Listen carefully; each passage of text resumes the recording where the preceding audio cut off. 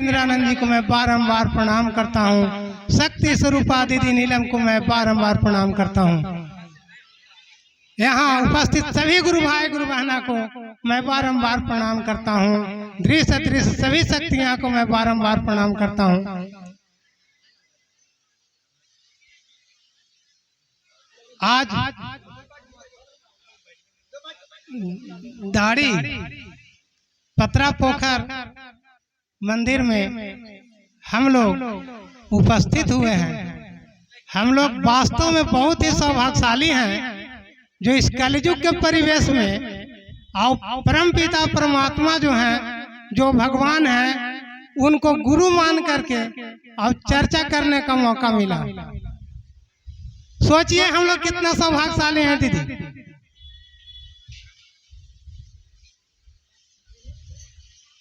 बहुत ही सौभाग्यशाली हम लोग हैं जो परमात्मा को अपना गुरु मानने का आई मौका के दिए हैं साहब श्री हरिंद्रानंद जी, जो हमसे पहले जो मंच पर आए भैया दीदी सब अपना अपना बोल करके गए और बताने का प्रयास किए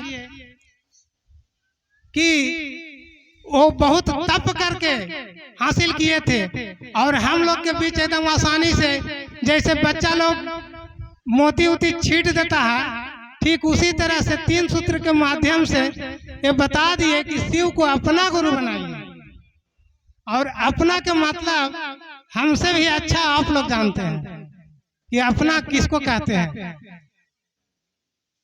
तो अपना गुरु बनाने के लिए ही साहब 3 सूत्र जो दिए हैं दीदी, अपना बनाने के लिए 3 सूत्र दिए हैं।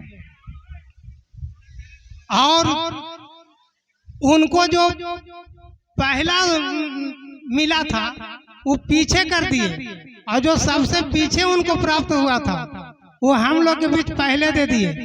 ऐसा कहीं नहीं देखे होंगे दीदी भैया कि जब हम लोग मजदूरी करने जाते हैं तो कोई पहले मजदूरी दे दे, एडवांस देता है। दिन भर काम जब हम लोग से करवाता है तब शाम को मजदूरी देता है। लेकिन साहब सोचिए कितना, अब उनको बोलने के लिए शब्द हमको पास नहीं है। भगवान से भी ऊपर हम समझते हैं। वो बोले कि दया के माध्यम से आपको जितना मन है, जितना मन चाहे उतना आप मांग लीजिए। कोई कंडीशन नहीं है कि आप इतने मांगिए। दया के माध्यम से आप सभी तरह के जितना भौतिक सुख सुविधाएं हैं सभी मांग लीजिए और तब काम कीजिए। और काम का करना है, यहाँ कोड़ी उड़ी नहीं चलाना है, चर्चा करना है। जो आप करते हैं वही दूसरा के साथ कहिए कि हम शिव के गुरु माने हैं, आप भी मान के देखिए। यही इतना कहना है। सोचिए कितना कमाल की चीज दे दिए, अनमोल चीज दिए हैं।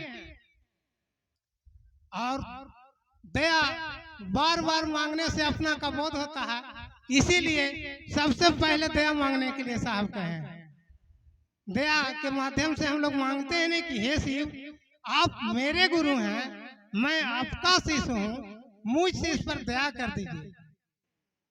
जिस जैसे ही मेरे कहते हैं, अपने कहते हैं, सोचिए अपना कहाँ लगता है? अपना घर, अपना माता पिता या मेरे माता पिता, मेरा गाड़ी बंगला सारी जो अपना होता है उसमें अपना मेरा लगता है। तो ठीक उसी तरह से अपना गुरु बनाइए। गुरु तो हैं, आदि गुरु हैं, जगत गुरु हैं, लेकिन यहाँ जब तक अपना नहीं बनाइएगा तब तक काम नहीं चलेगा। तो अपना गुरु बनाने के लिए 3 सूत्र है। पहला में दया मांगना है और दूसरा में चर्चा करना है।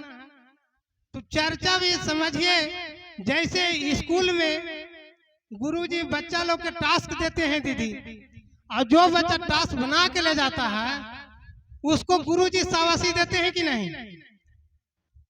देते हैं। और जो टास्क नहीं बनाता है उसको छड़ी से हाथ पर 2-4 छड़ी ठोकते भी हैं। तो ठीक उसी तरह से ये गुरु कार्य है, गुरु आदेशित कार्य है चर्चा। तो चर्चा, और चर्चा करने से चर्चा में जो है वो तीनों सूत्र समाहित है। चर्चा जब किसी को बताते हैं तो उसमें दया मांगने के लिए बताते हैं, चर्चा करने के लिए बताते हैं और नमन करने के लिए बताते हैं। तो दूसरा गुरु आदेशित कार्य जो है ऐसे कीजिएगा तभी गुरु खुश होंगे। और तीसरा सूत्र में है नमन। वो नमः शिवाय से प्रणाम करना है। हम लोग जिनको गुरु माने हैं वो अनेकों रूप में है, लेकिन गुरु रूप में इनका नाम सदाशिव है, दक्षिणामूर्ति, पंचानन। तो पंचानन का मतलब होता है 5 मुख वाले, और 5 मुख से एक एक शब्द निकला है, नमः शिवाय। तो नमः शिवाय से प्रणाम करना बहुत अनमोल चीज है। इसको बारे में और बाद में जो है एक हैं वरिष्ठ गुरु भाई राजेश पांडे जी, वो और अच्छा से बतावेंगे। तो नमः शिवाय बहुत अनमोल चीज है। यही समझिए कि जिस तरह से हम लोग बैंक से पैसा निकालने जाते हैं तो पर्ची भर के देते हैं तब निकालता है। जो हम लोग जमा करते हैं उसको निकालने के लिए पर्ची भरते हैं तब मिलता है, लेकिन नमः शिवाय का परिणाम के लिए कोई पर्ची नहीं भरना है। इसका परिणाम स्वतः मिलते रहता है। बस अपना वाणी के हम विराम देते हैं गुरु के चरणों में।